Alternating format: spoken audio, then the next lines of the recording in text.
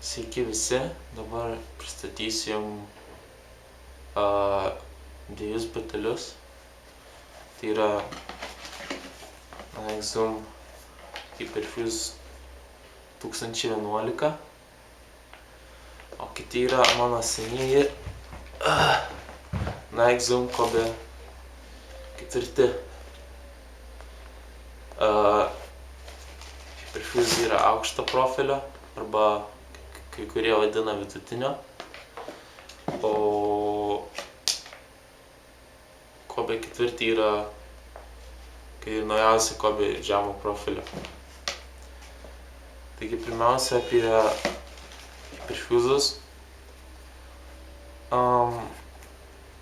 Jo pagrindiniai idėjai buvo sukurti batelius, kurie būtų lengvi ir puikiai praleistų orą.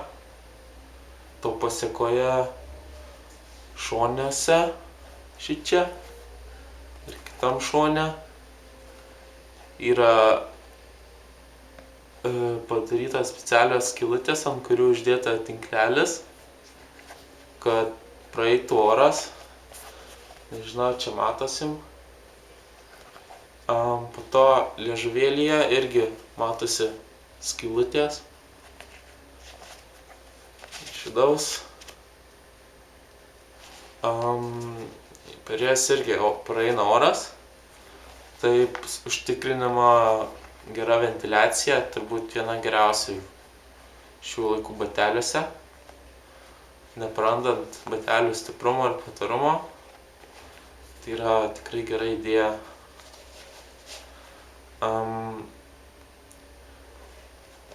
Toliau gal pakalbėsiu apie užrišimą. Asmeniškai neužrišu iki pat viršaus, nes, kaip matėt, turiu žemo profilio batelius, todėl ir žaidžiu į žaidėjo ir atakuojančią gynėjo poziciją. Dėl to mėgstu žemesnį profilį, kad nevaržytų judesių ir galėčiau laisvai judėti, nes užrišant iki pat viršaus atsiranda toks sukibimas, sulaikymas čiurna ir nors kai kurie tai mėgsta ir tai lyg tai suteikia saugumo jausmą, bet man asmeniškai patogiau, kai čia yra laisva ir pasitikiu savom čiurnom. Dėl to rišu žemiau. Taipogi užrišant iki viršaus viršutinis šniūrelis tarsi šitas, o liežuvėlis yra plonas. Labai plonas, netgi sakyčiau, lyginant ypač su ketvirtais Kobe'ais, kuris yra gan storas. Čia yra plonas ir užrišant iki pat viršaus tas užrišimas gali pjauti, tiesiog, nežinau, man nepatogu. Toliau šitam bateliui ypatingas vieta yra šičia. Tai yra tarsi šoninis stabilizatorius. Šita dalis. Ir jis suteikia stabilumo tiek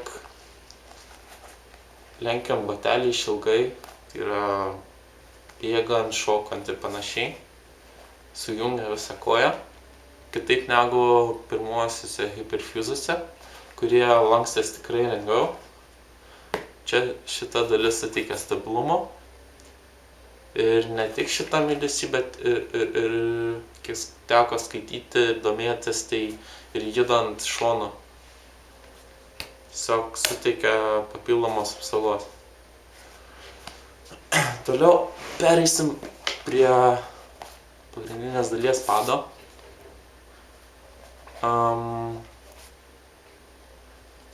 Pirmas dalykas, į ką reiktų atsižvelgti perkant batelius, tai yra šitas užlinkimas. Net jeigu nesat gynėjas, bet mėgstat veržtis link krepšio, aš skaitau, kad šita dalis yra būtina.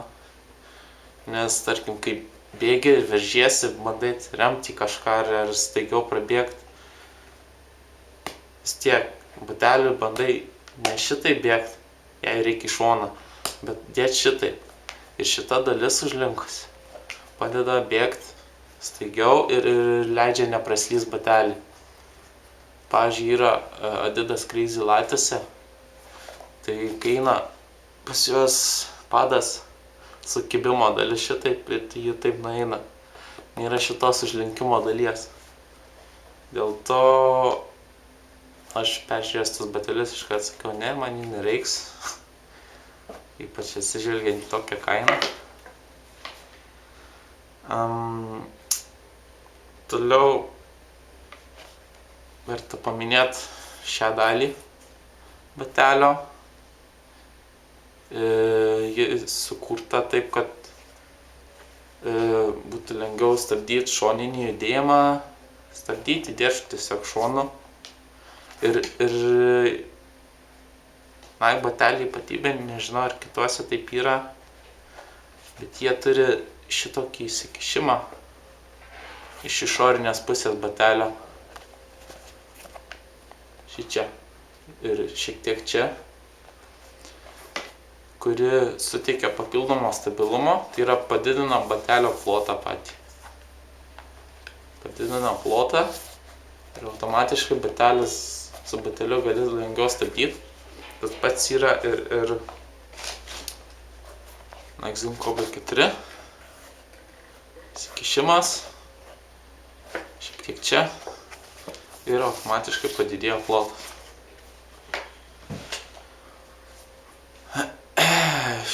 Bet to abiejose bateliuose yra panaudota Nike Zoom technologija. Tai yra plonos pagalvėlės priekiniai ir užpakaliniai daly, kurios leidžia padaryti padą siauresnį ir taip pėdą priartinant prie parketo ir automatiškai atsiranda jautrumas parketui ir galima atlikti staigesnius judesius. Bet to forume buvo pasiteirauta, kad aptarčiau, kuo skiriasi žemo ir aukšto profilio bateliai, tai asmeninė nuomonė būtų tokia, kad būtent žemas profilis nesuvaržo tavo čiurnos ir automatiškai tavo judesiai yra nesuvaržyti ir gali greičiau judėti, greičiau bėgti, judesius keist. Ir tas labai padeda. Tiesiog laisvesnis jautiesi ant aikštės. Tačiau nors kiti mano, kad aukštas profilis apsaugo čiurną, aš manau, kad tai yra tiesiog mitas. Nes jeigu padedi koją, ar tu būtum avėtum žemo profilio batais ar aukštesnio profilio batais, jeigu ant kažkieno kojas padėsi savo koją, vis tiek jį pakryps. Tai dėl to joks batelis neapsaugos, nebent ten esant kažkokiem judesiam, baimė ar pasuksi čiurną ar ką, tai manau yra tiesiog tavo pačio reikalas. Ar tu pasitiki žemo profilio bateliais, ar tavo čiurna yra pakankamai stipri, kad žaistum žemo profilio bateliais, nes jeigu yra silpna čiurna, tu jas niekiek netreniruoji, o treniruot galima, tarkim, ant pakilos atsistojus daryti pasistiebimus tokius, taip stiprinti čiurną. Tai jei tu to nedarai, tavo čiurna yra silpna, tada taip gali rinktis aukšto profilio batelius, ją susirišti, ar apsaugą susidėti ir bėgioti. Čia jeigu nori judėti staigiau ir neturėti suvaržymo kojose, čiurnose, tai tiesiog patariu rinktis žemą profilį, nes tada net pamiršti, kad jau abi bateliai ant kojas tiesiog bėgioja. Jei yra suvaržymas kažkoks, tai kartais būna net ir nuo to suvaržymo, kur tokia įtampa ir šioks toks skausmas. Ir jauti batelius ir tie tiesiog būna ne tokie, kokie turėtų būti. Tai tiek šiam mano video vloge.